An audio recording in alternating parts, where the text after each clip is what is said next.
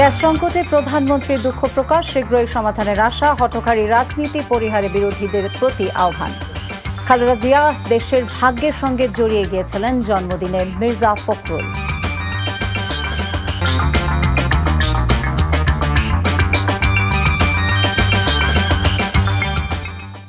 আসসালামু আলাইকুম, ফারজানা নাহিদ জানাচ্ছেন। টিভিতে রাতের খবর দেখছিলেন। আই গ্যাস ইউনাইটেড শিরোনাম নিয়ে যাব পুরো খবরে। আগামী কয়েকদিনের মধ্যে গ্যাস সংকট কমে আসবে বলে আশা প্রকাশ করেছেন প্রধানমন্ত্রী তারেক রহমান। সংকটের জন্য দুঃখ প্রকাশ করে প্রধানমন্ত্রী বলেন, ফ্যাসিবাদী সরকার নতুন গ্যাসকূপ খনন না করে জ্বালানি খাতকে আমদানি নির্ভর করেছে এবং মেগা প্রকল্পের নামে বিপুল অর্থ পাচার করেছে। হঠকারিতার মাধ্যমে গ্যাস বিদ্যুৎকে ইস্যু না বানিয়ে সুনির্দিষ্ট প্রস্তাব থাকলে সংসদে উপস্থাপনে বিরোধী দলের প্রতি আহ্বান জানান তিনি। বেগম খালেদা জিয়ার মৃত্যুর পর প্রথম জন্মদিন উপলক্ষে দরিদ্রদের মাঝে অনুদান প্রদান অনুষ্ঠানে এসব কথা বলেন প্রধানমন্ত্রী। ইফতেখার রেজা রিপোর্ট। শনিবার বিকেলে রাজধানীর মহাখালী কড়াইল এলাকায় টিএনটি মাঠে সাবেক প্রধানমন্ত্রী মরহুমা বেগম খালেদা জিয়ার জন্মবার্ষিকী উপলক্ষে দোয়া, মোনাজাত ও দরিদ্র অসহায়দের মাঝে অনুদান বিতরণ অনুষ্ঠান আয়োজন করে ঢাকা 17 আসনের বিএনপি ও অঙ্গ সংগঠন।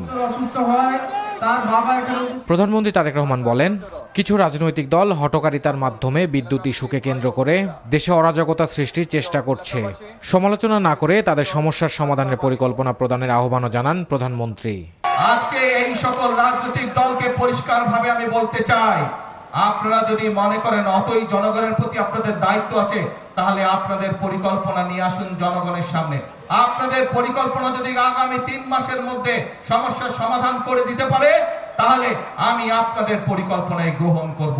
তাদের প্রতি আমি চ্যালেঞ্জ ছুড়ে দিলাম। শুধুমাত্র জনগণকে বিভ্রান্ত করার জন্য, দেশকে বিভ্রান্ত করার জন্য এইসব কথা তারা বলে থাকে, তাহলে অবশ্যই তাদেরকে জনগণের কাছে ক্ষমা চাইতে হবে। কারণ একজন রাজনীতিবিদ হিসাবে শুধু জনগণকে বিভ্রান্ত করা তার দায়িত্ব বা কাজ নয়, বরং একজন রাজনীতিবিদ হিসাবে জনগণকে ধৈর্য শেখানো এবং সঠিক পথ দেখানোই হচ্ছে একজন রাজনীতিবিদের কাজ। আগামী কয়েকদিনের মধ্যে গ্যাসের সমস্যা সমাধান হবে বলেও আশ্বাস দেন প্রধানমন্ত্রী। গ্যাস বাংলাদেশের একটি প্রাকৃতিক সম্পদ ছিল। বিগত 17 বছর বাংলাদেশের নিজস্ব যে প্রাকৃতিক সম্পদ, যে গ্যাস কূপগুলো ছিল, স্বৈরাচাররা একটি গ্যাস কূপ নতুন করে তারা খনন করেনি বা করতে দেয় নাই। রাষ্ট্র পরিচালনার দায়িত্ব পাওয়ার সাথে সাথে আমরা সিদ্ধান্ত গ্রহণ করেছি, বাংলাদেশ পেট্রোলিয়াম কর্পোরেশন যে বাপেক্স আছে, অর্থাৎ সরকারি যে সংস্থা আছে, তারা দেশের মাটিতে গ্যাস খনন কার্যক্রম দ্রুত শুরু করবে। এখন এই মূল্যবান গ্যাসের একটি বড় অংশ আমাদেরকে বিদেশ থেকে নিয়ে আসতে হয়, যেই জাহাজের মাধ্যমে নিয়ে এসে যে স্টোরেজের মধ্যে রাখতে হয়, সেই স্টোরেজের ব্যবস্থা মাত্র 2টি করে গিয়েছে 15 বছরে সেই ফ্যাসিবাদ। আমি আশা করি ইনশাআল্লাহ, আল্লাহর রহমত থাকলে আগামী কয়েকদিনের মধ্যে এই সমস্যা অনেকাংশে, গ্যাসের সমস্যা কমে আসবে। প্রিয় ভাই বোনেরা, সমগ্র বাংলাদেশের মানুষ যে বিদ্যুতের কষ্ট পাচ্ছেন, আমি আন্তরিকভাবে তার জন্য দুঃখ প্রকাশ করছি। কিন্তু এই সরকার আপনাদের সরকার, এবং আমরা কাজ করছি যত দ্রুত সম্ভব মানুষকে এই কষ্টের হাত থেকে রক্ষা করার জন্য। উপজেলা হাসপাতালগুলোকে 50 থেকে 151 শয্যায় রূপান্তর করা হবে বলেও জানান সরকার প্রধান। আমি এই দেশ এবং এই দেশের মানুষ। Iftekhar Reza, NTV news, Dhaka. এর আগে সকালে বেসরকারি শিক্ষক ও কর্মচারীদের অবসর সুবিধা এবং কল্যাণ ট্রাস্টের অর্থ প্রদান অনুষ্ঠানে প্রধানমন্ত্রী বলেন, যতদিন নির্বাচিত সরকার ক্ষমতায় থাকবে শিক্ষকদের অবসর ভাতা পেতে কোনো সমস্যা হবে না। তিনি বলেন, ফ্যাসিবাদী সরকারের লুটপাটের কারণে 2022 সাল থেকে শিক্ষকরা অবসর ভাতা থেকে বঞ্চিত হয়েছেন। ইফতেখার রেজার আরেকটি রিপোর্ট তৈরি করে দিয়েছিল। ওসমানী স্মৃতি মিলনায়তনে আয়োজন করা হয় বেসরকারি শিক্ষা প্রতিষ্ঠানের শিক্ষক ও কর্মচারীদের অবসর সুবিধা ও কল্যাণ ট্রাস্টের অর্থ প্রদান অনুষ্ঠানের। এতে অবসরে যাওয়া শিক্ষকরা তাদের অনুভূতি প্রকাশ করেন। আমাদেরকে 75 মাসের টাকা দেওয়ার কথা, এটুকুই দিয়েন, তবে সেটা একটা নির্দিষ্ট সময়ের মধ্যে দিলে শিক্ষক সমাজ উপকৃত হবে। পড়ালেখার খরচ সহ, সংসারের খরচ সহ যাবতীয় কাজে আমি এই টাকাটা পেয়ে অনেক উপকৃত হয়েছি। কিন্তু ধাপে ধাপে অবসর প্রাপ্ত শিক্ষকের মতো পাচ্ছি, আমার পরিবারের একটি অর্থনৈতিক নিশ্চয়তা আসছে। প্রধানমন্ত্রী তারেক রহমান বলেন, শিক্ষকদের অবসরের ভাতা যদি ঘুষ দিয়ে উত্তোলন করতে হয়, জাতি হিসেবে সেটি অত্যন্ত দুর্ভাগ্যজনক। পতিত পরাজিত বিতাড়িত ফ্যাসিবাদী সরকার যেভাবে ব্যাংক, বিমা সহ প্রতিটি সেক্টর থেকে লুটপাট করেছিল। সেই লুটপাটের কবল থেকে অবসরপ্রাপ্ত শিক্ষকদের স্বার্থ রক্ষায় গঠিত উল্লেখিত দুটি তহবিলও রেহাই পায়নি। ফ্যাসিবাদী চক্রের লুটপাটের কারণে অবসরপ্রাপ্ত শিক্ষক শিক্ষিকাগণ 2022 সাল থেকে এই তহবিল হতে কোনো টাকাই পাচ্ছিলেন না। আমাদের সর্বোচ্চ চেষ্টা থাকবে ইনশাল্লাহ আর কোনো ভোগান্তি আপনাদেরকে পোহাতে হবে না এই সংক্রান্ত বিষয়। আমাদের সর্বোচ্চ চেষ্টা থাকবে ইনশাল্লাহ আর কোনো মধ্যস্বত্ব ভোগীর যন্ত্রণা এই বিষয়ে আপনাদেরকে ভোগ করতে হবে না। এর আগে রাজধানীর আগারগাঁওয়ে ন্যাশনাল ইনস্টিটিউট অব নিউরোসায়েন্স হাসপাতালের সম্প্রসারিত ভবনের উদ্বোধন করেন প্রধানমন্ত্রী। বলেন, দেশেই যাতে রোগীরা সর্বোচ্চ চিকিৎসা সেবা পান তা নিশ্চিত করা সরকারের দায়িত্ব। স্বাস্থ্য এবং চিকিৎসা সেবার মান উন্নয়নে সরকার যতই উদ্যোগ গ্রহণ করুক, চিকিৎসক, স্বাস্থ্য বিশেষজ্ঞ, গবেষক, সর্বোপরি স্বাস্থ্য খাতের সঙ্গে সংশ্লিষ্ট সকলের ভূমিকার উপরেই স্বাস্থ্য এবং চিকিৎসা সেবার সাফল্য নির্ভর করছে। সরকার এমন একটি কল্যাণমুখী রাষ্ট্র প্রতিষ্ঠা করতে প্রতিশ্রুতিবদ্ধ, যেখানে চিকিৎসা পাওয়ার জন্য কোনো নাগরিককে দেশের বাইরে হতে যেতে হবে না, কিংবা কেউ অর্থ অভাবে স্বাস্থ্য সেবা থেকে ইনশাল্লাহ বঞ্চিত হবে না। এ সময় প্রধানমন্ত্রী জানান, খুলনা, বরিশাল, রংপুর, কুমিল্লা, রাজশাহীতে একটি করে 200 শয্যা বিশিষ্ট বিশেষায়িত শিশু হাসপাতাল নির্মাণের কাজ শুরু করবে সরকার। Iftekhar Reza, NTV news, Dhaka. গণতন্ত্র জনতার অধিকার প্রতিষ্ঠায় আপোষহীন ছিলেন বেগম খালেদা জিয়া। বাংলাদেশের ভাগ্যের সঙ্গে জড়িয়ে গিয়েছিলেন তিনি। সকালে নয়াপল্টনে বিএনপির কেন্দ্রীয় কার্যালয়ে বেগম জিয়ার 82তম জন্মদিনে দোয়া মাহফিলে একথা বলেন দলের মহাসচিব মির্জা ফখরুল ইসলাম আলমগীর। গণতন্ত্রের জন্য আন্দোলন এবং দেশের মানুষের প্রতি তার অবদানের কথা স্মরণ করেন বিএনপির জ্যেষ্ঠ নেতারা। শিউলি রায়ের রিপোর্ট। নেতাকর্মীদের উপস্থিতিতে সরব নয়াপল্টনের বিএনপি কার্যালয়। তবে উৎসবের আবহ নয়, এখানে ছিল বেগম খালেদা জিয়ার স্মরণে প্রার্থনা ও আবেগঘন পরিবেশ। 3বারে সাবেক এই প্রধানমন্ত্রীর জন্মবার্ষিকী উপলক্ষে আয়োজন করা হয় দোয়া ও মিলাদ মাহফিল। এই সময় কোরআন তেলাওয়াত ও বিশেষ মোনাজাতে বেগম খালেদা জিয়ার আত্মার মাগফিরাত কামনা করা হয়। দলের জ্যেষ্ঠ নেতারা বলেন, গণতন্ত্র পুনরুদ্ধারে বেগম জিয়ার সংগ্রামের ফসল ভোগ করছে দেশবাসী।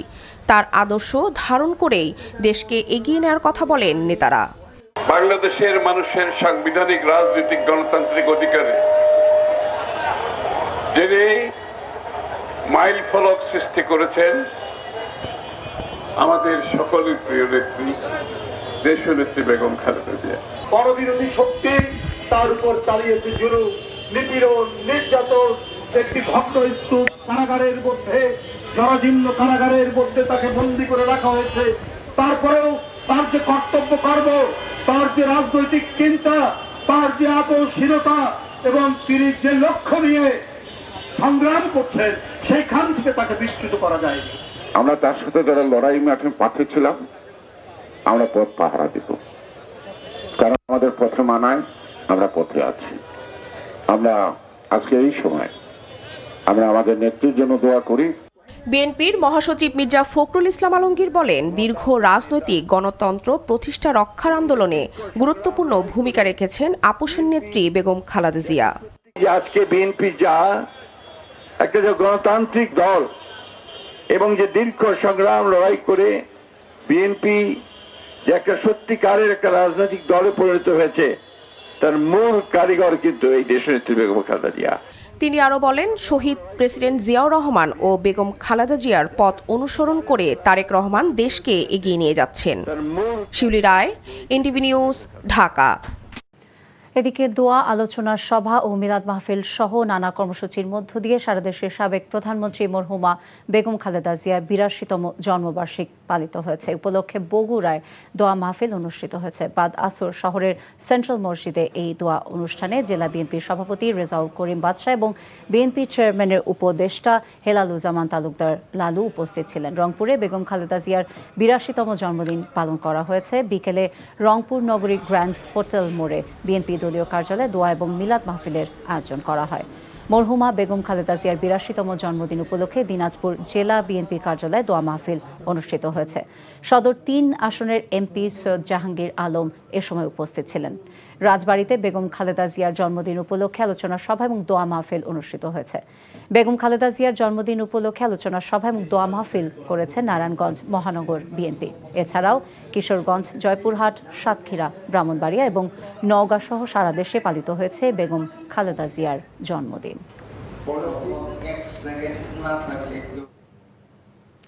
সাংগঠনিক গতিশীলতা বাড়াতে জ্যেষ্ঠ ৪ নেতাকে জাতীয় স্থায়ী কমিটির সদস্য হিসেবে মনোনীত করেছে বিএনপি। দলের এক সংবাদ বিজ্ঞপ্তিতে তথ্য জানানো হয়। স্থায়ী কমিটির নতুন সদস্যরা হলেন দলের বর্তমান জ্যেষ্ঠ যুগ্ম মহাসচিব রুহুল কবির রিজভী আহমেদ, চেয়ারম্যানের উপদেষ্টা আমানুল্লাহ আমান, ঢাকা মহানগর উত্তর বিএনপির সাবেক ভারপ্রাপ্ত আহ্বায়ক ডাক্তার ফরহাদ হালিম এবং বিএনপির চেয়ারম্যান উপদেষ্টা কাউন্সিলের সদস্য মোহাম্মদ ইসমাইল জবিউল্লাহ। সংবাদ বিজ্ঞপ্তিতে আশা প্রকাশ করা হয় উল্লেখিত নেতারা তাদের মেধা এবং বিচক্ষণতা দিয়ে সুচিন্তিত পরামর্শের মাধ্যমে সর্বোচ্চ নীতি নির্ধারণী ফোরামে দল এবং জনগণের পক্ষে সিদ্ধান্ত গ্রহণে অবদান রাখবেন। সংবিধান নতুন করে লেখা যায় না, সংশোধন করতে হয়। সংস্কার আর সংশোধন একই বিষয়। জাতীয় সংসদের চিফ হুইপ নুরুল ইসলাম মনি এসব কথা বলেছেন। বিরোধী দলের হাতে সরকারের বিপক্ষে কোনো পয়েন্ট নেই বলেই তারা সংবিধান সংশোধনে গঠিত বিশেষ কমিটিতে নাম দেয়নি বলেও মন্তব্য করেন তিনি। বিকেলে জুলাই গণঅভ্যুত্থানের ২ বছর উপলক্ষে জাতীয়তাবাদী সাংস্কৃতিক দলের আলোচনা সভায় তিনি আরও বলেন, রাজনৈতিক দলগুলো ঐক্যবদ্ধ না থাকলে এর সুযোগ নেবে গণতন্ত্র বিরোধীরা। গত ৫.৫ মাসে দেশ পরিচালনায় তারেক রহমান সরকার যে ইমেজ তৈরি করেছেন তা নজিরবিহীন বলেও মন্তব্য করেন তিনি। চিফ হুইপ অভিযোগ করেন, ফ্যাসিস্ট হাসিনা সরকার ৯৮% গ্যাস ভারতের হাতে তুলে দিয়েছিল, ফলে এখন সংকট তৈরি হয়েছে। সেইটা সংশোধন হয়, সেই জন্য আমরা পার্লামেন্টে ১৭ সদস্য বিশিষ্ট কমিটি করেছি। বিএনপি থেকে আসবে ৭ জন আর বিরোধী দল থেকে আসবে ৫ জন। আর তাদের হাতে আর কোনো পয়েন্ট নেই বাইরে নামানো। বাইরে নেমে আপনাদের কাছে পড়বে কি পড়া দিয়ে লোকজনের কাছে সেই সংবিধান সংস্কার চাইছি, বিএনপি করে না, আমরা তো করতেছি।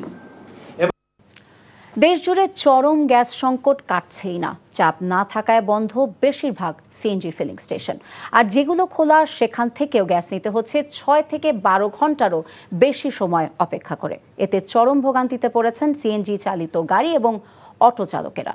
ফিলিং স্টেশন কর্মচারীরা জানিয়েছেন, চাহিদার ২০% গ্যাসও পাওয়া যাচ্ছে না। সেলিম মালিকের রিপোর্ট। মধ্যরাত থেকে অপেক্ষায় থাকার পরও গ্যাস না মিলায় নির্ঘুম আর গরমে ক্লান্ত শরীরে গাড়ির সিটেই ঘুমিয়ে পড়েছেন এই চালক।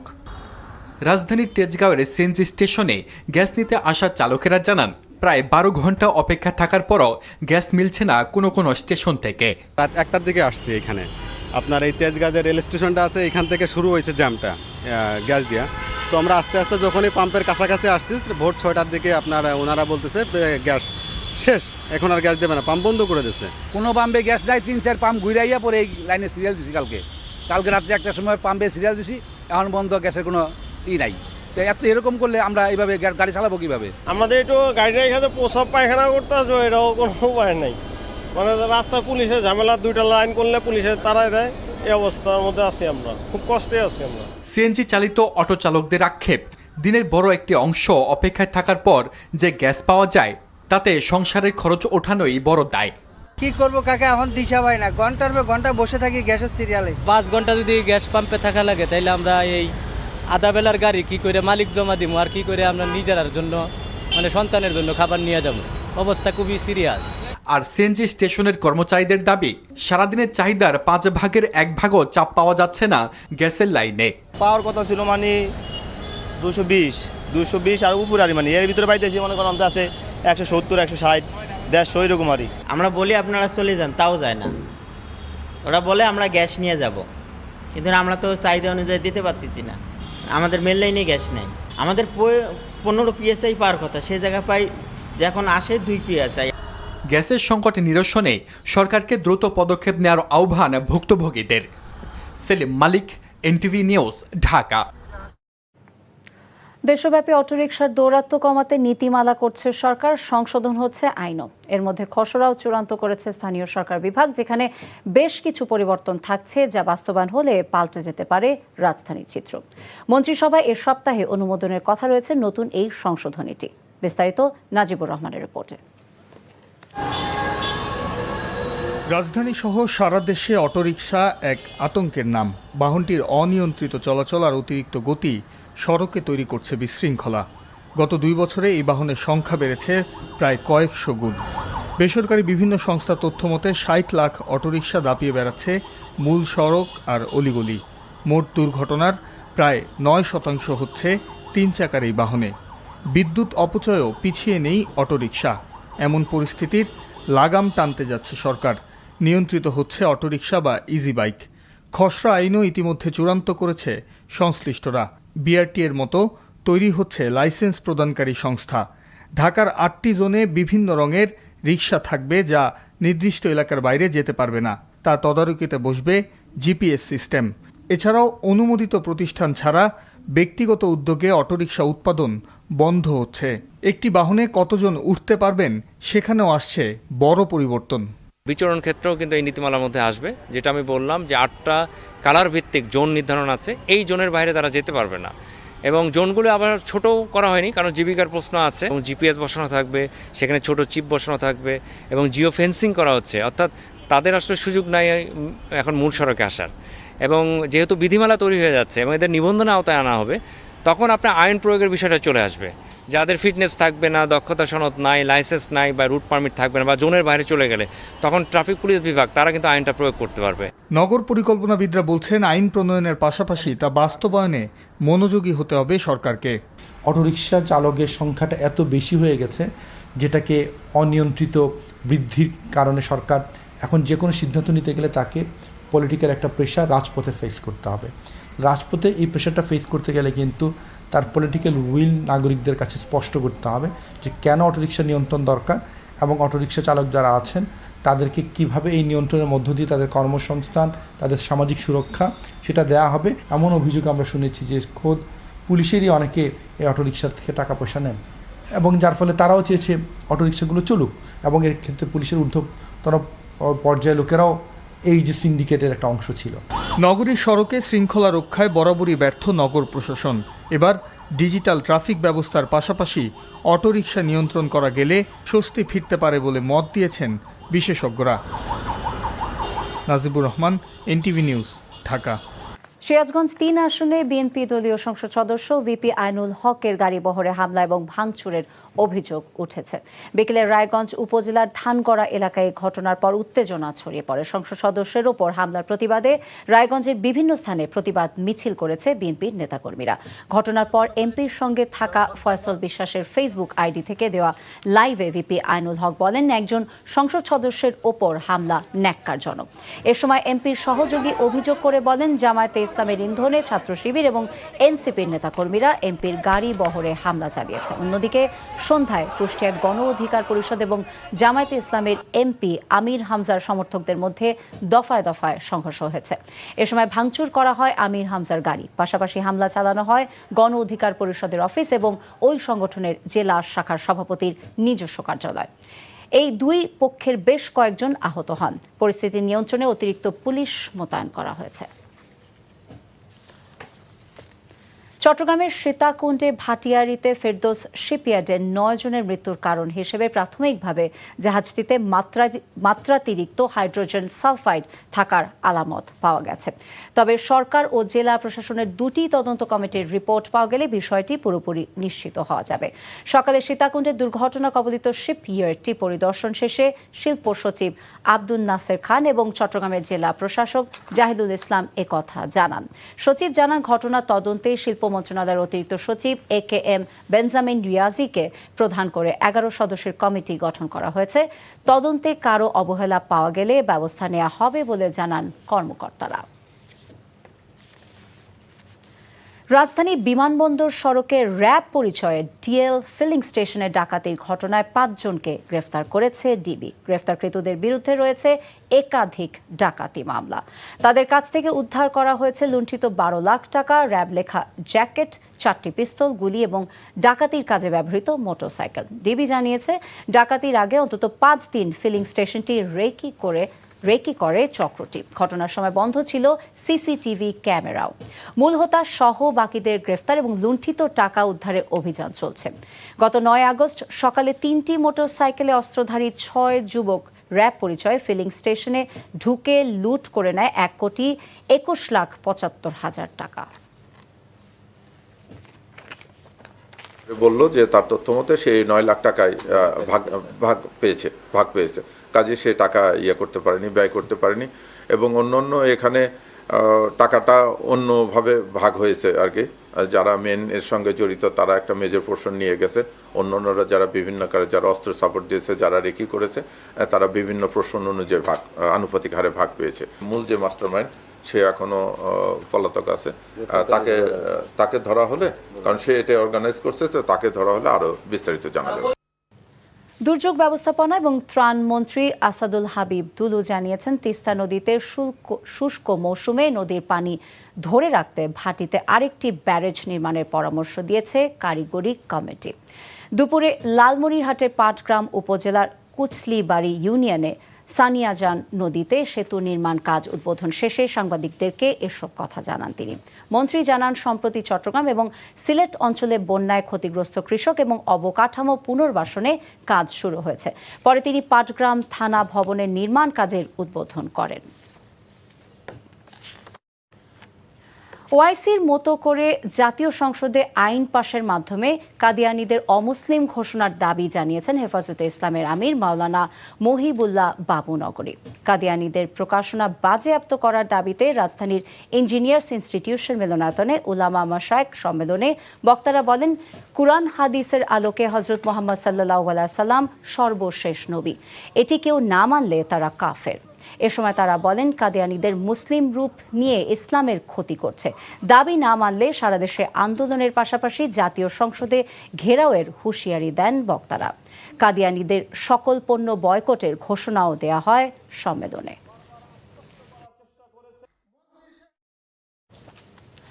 ইন্টারন্যাশনাল ইসলামিক স্কুলের বার্ষিক সাংস্কৃতিক এবং গ্র্যাজুয়েশন অনুষ্ঠান 2026 অনুষ্ঠিত হয়েছে। রাজধানীর ICCL কনভেনশন সেন্টারে দিনব্যাপী এই আয়োজন করা হয়। অনুষ্ঠানে বিশেষ অতিথি ছিলেন সংরক্ষিত নারী আসনের সংসদ সদস্য সানজিদা ইসলাম তুলি। এ সময় তিনি বিভিন্ন ক্লাসের উত্তীর্ণ শিক্ষার্থীর হাতে সনদ তুলে দেন। পাশাপাশি বর্ষসেরা শিক্ষক এবং শিক্ষার্থীদের হাতে ক্রেস্ট তুলে দেন সানজিদা ইসলাম। আয়োজনের অন্যতম আকর্ষণ ছিল শিক্ষার্থীদের সাংস্কৃতিক পরিবেশনা। কাওয়ালি সহ নানা পরিবেশনায় নিজেদের প্রতিভা তুলে ধরেন শিক্ষার্থীরা। তাদের প্রাণবন্ত পরিবেশনায় মুখর হয়ে ওঠে পুরো আয়োজন।